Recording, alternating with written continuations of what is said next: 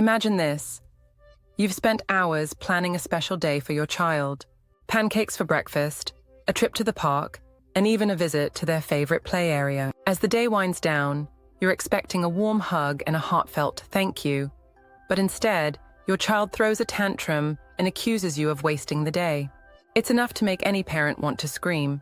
But what if there was a way to navigate these challenging moments with empathy while teaching your child valuable lessons about communication and gratitude? Every parent has been there.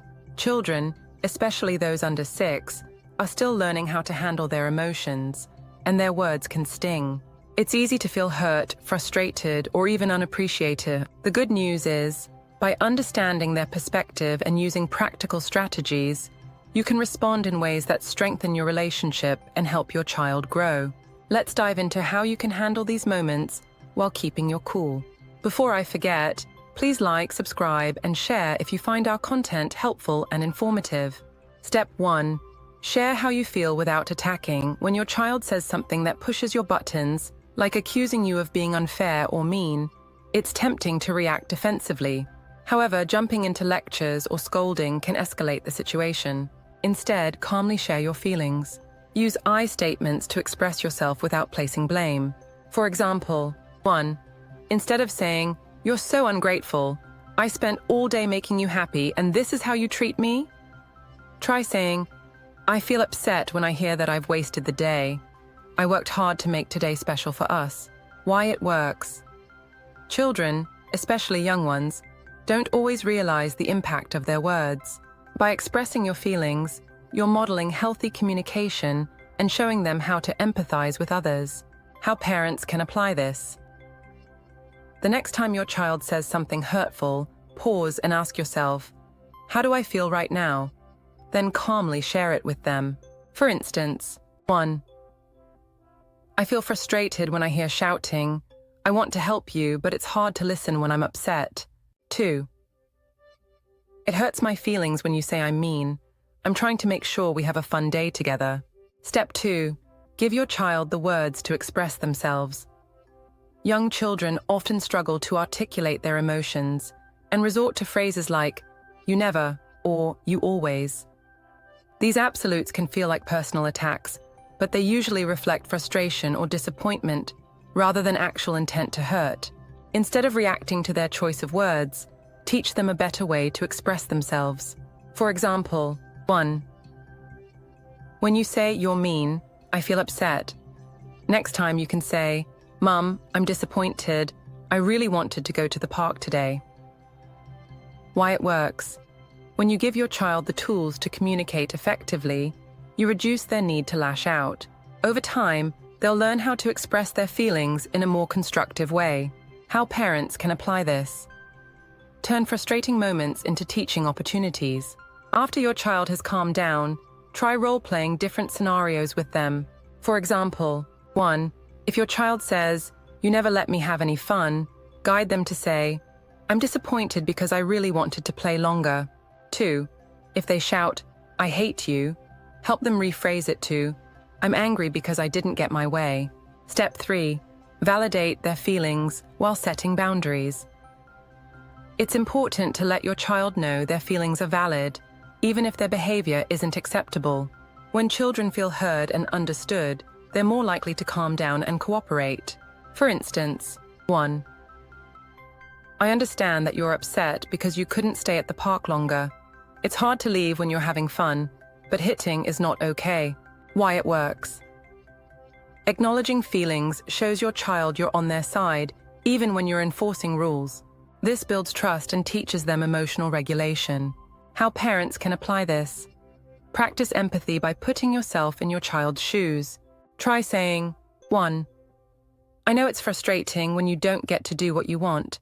Let's talk about it calmly. 2. It's okay to feel sad or angry, but it's not okay to shout or hit. By the way, if you are looking for an amazing nursery to send your little ones to, check out our website at purplebeesdaynursery.com. Step 4. Take a break. When needed, parenting can be emotionally exhausting. When your child's words or actions hit a nerve, it's okay to take a step back. Tell your child you need a moment to calm down before continuing the conversation. For example, 1. I'm feeling too upset to talk right now. Let's take a break and discuss this in a few minutes. Why it works. Taking a break gives both you and your child time to cool off, preventing further escalation. It also shows them it's okay to pause when emotions feel overwhelming. How parents can apply this. Identify what helps you relax in the heat of the moment. Whether it's stepping outside for fresh air, taking deep breaths, or playing calming music, find a strategy that works for you. Once you're calm, re-engage with your child to resolve the issue. Step 5. Repair the relationship after an argument. No matter how well-intentioned you are, there will be moments when frustration gets the better of you. The key is to repair the relationship afterward by acknowledging what happened and moving forward. For example, 1. Earlier, I got upset when you said I was mean. I'm sorry if I hurt your feelings. I'd like us to talk about how we can handle things better next time. Why it works. Children need to see that making mistakes is okay and that relationships can recover from conflicts. This helps them feel secure and teaches them how to resolve disagreements in healthy ways. How parents can apply this. After an argument, take the time to reconnect with your child. Apologize if necessary and use the moment to teach a lesson. For instance, 1. When I shouted earlier, it wasn't the best way to handle things. Next time, I'll try to stay calm. And I'd like you to work on speaking kindly too. Step 6. Problem solve together. Once emotions have settled, involve your child in finding solutions to the issue. This empowers them and shows them their input matters. For instance, 1. You really wanted to stay at the park longer, and I had to say no because it was getting late. How can we plan next time so you feel like you've had enough playtime? Why it works. Collaborative problem-solving teaches your child critical thinking and reinforces the idea that challenges can be resolved constructively. How parents can apply this. Use calm moments to brainstorm solutions together. For example, 1. If your child struggles with sharing, what can we do to make sure everyone gets a turn with the toys? 2. If they have a hard time leaving a fun activity, how about we set a timer so you know when it's almost time to go? Real-life stories, turning challenges into wins. Emma's sandwich dilemma. Emma's 4-year-old, Oliver, was eating a sandwich while they sat together at the park. Oliver handed Emma the last piece, and thinking he was done, she ate it. Oliver quickly realized his sandwich was gone and burst into tears, yelling, "You ate my sandwich!"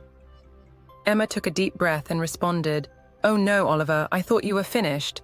Next time you can say, 'Mum, I'm saving that piece for later.'" Oliver repeated her words, still teary but calmer. Emma then asked if he'd like to choose another snack, turning the situation into a learning moment. Sarah's party dilemma. At her son Jake's birthday party, Sarah found herself surrounded by 5-year-olds chanting, "We want milk."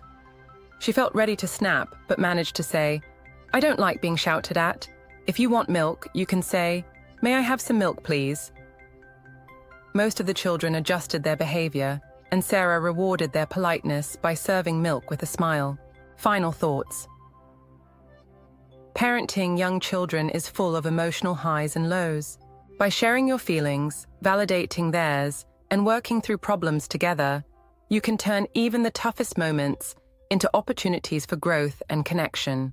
Remember, it's okay to make mistakes along the way. What matters most is that you keep showing up, ready to teach and learn alongside your child. Don't forget to like, subscribe, and share if you find our content helpful and informative. Your support helps us create more videos that make parenting and teaching a joy. For more information, visit us at purplebeeschildcare.com.